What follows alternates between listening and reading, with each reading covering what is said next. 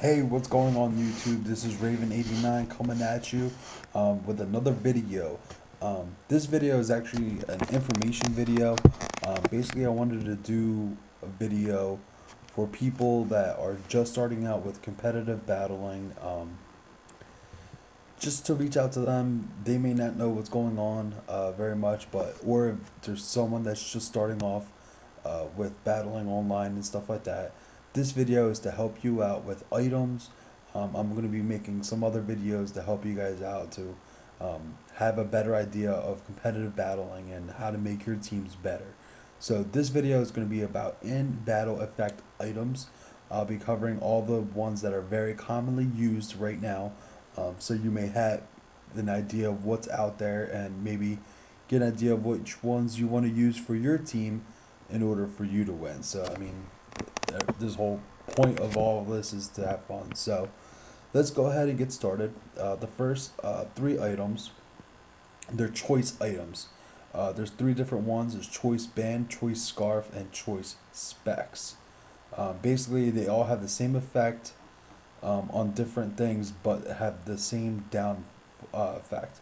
So first one, choice band, attacks the boosts the attack by 50%, but only allows the use of the first move selected. So basically, what that means is, um, you go out into battle with a Pokemon to start off with.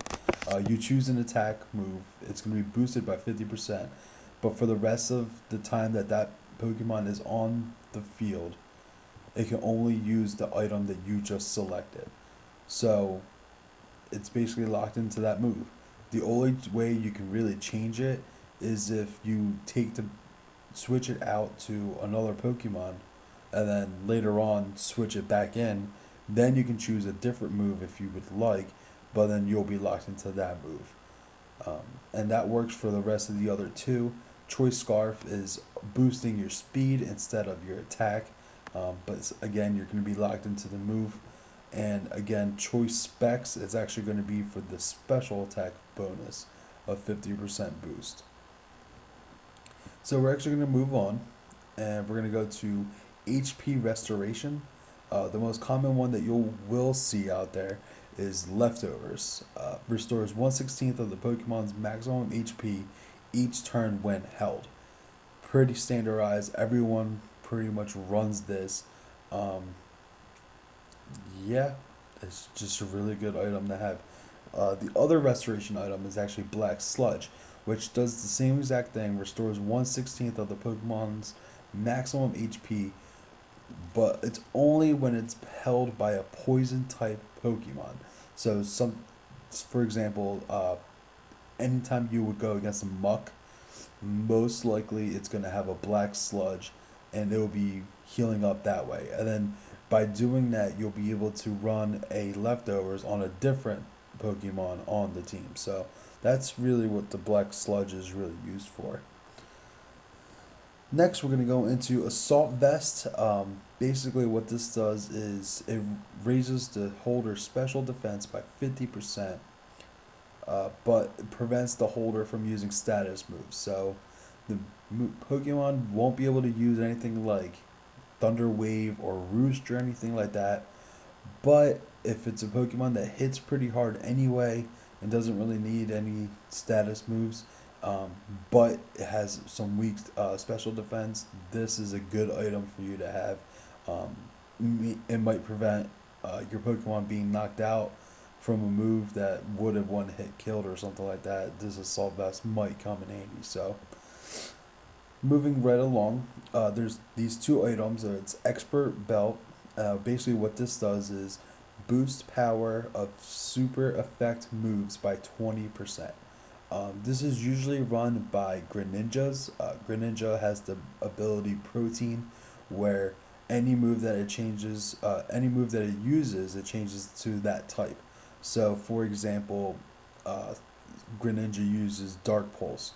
It will change to a Dark type Pokemon, then it will receive its stab bonus. Now, if that move is super effective, it's going to get the super effective bonus. Then on top of that, it's going to get another 20% for super effect, for the expert belt.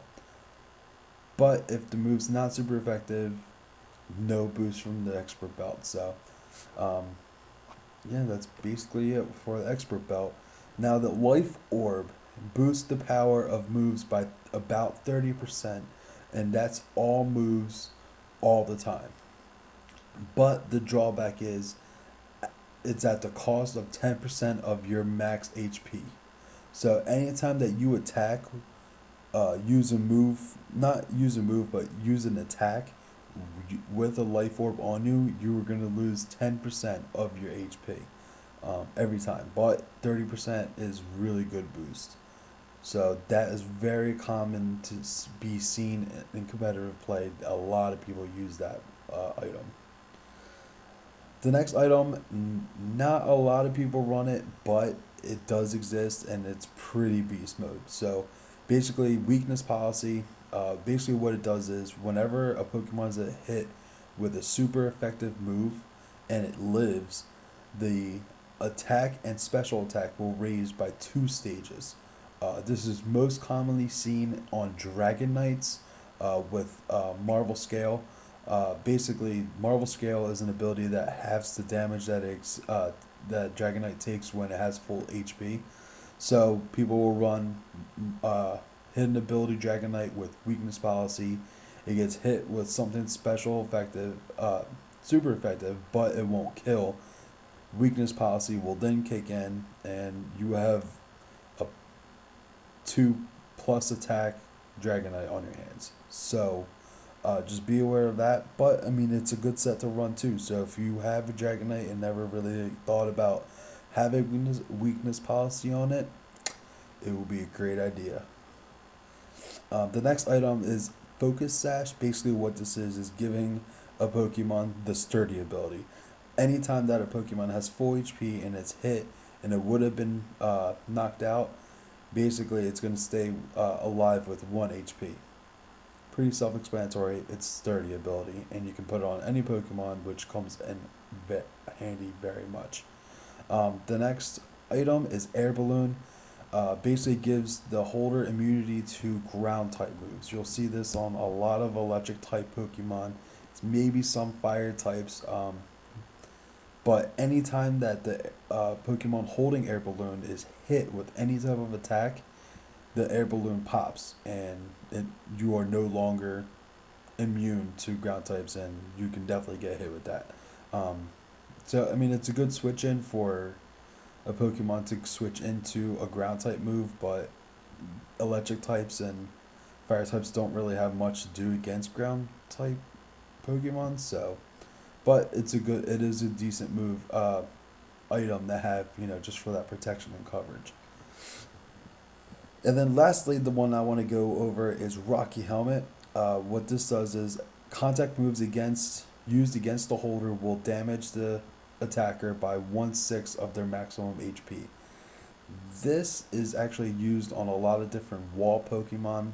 This is especially popular on Ferrothorn. Basically, Ferrothorn has an ability, Iron Barbs, where anytime it gets hit by a contact move, they're getting damage, and then people would carry Rocky Helmet on top of that and get even more damage. So that's Rocky Helmet. You'll definitely see it most likely on all Ferrothorns. And that's all I'm kind of going to go over. There's a lot more items on here that I could go over, but the ones I went over are the ones that are really out there, really just really overused on it. So if you have any questions, please leave a comment below. Please like the video. Please leave suggestions or anything you want me to cover. I can make another video of other items. Just leave your suggestions down below, and I will get on that. I'll probably be making some other videos about maybe breeding, maybe IV breeding and EV training, and berries and things like that. So I'll be making some more videos. Just leave some comments. Let me know what you guys want to see, and please like the video. And thanks for watching. I'll catch y'all later.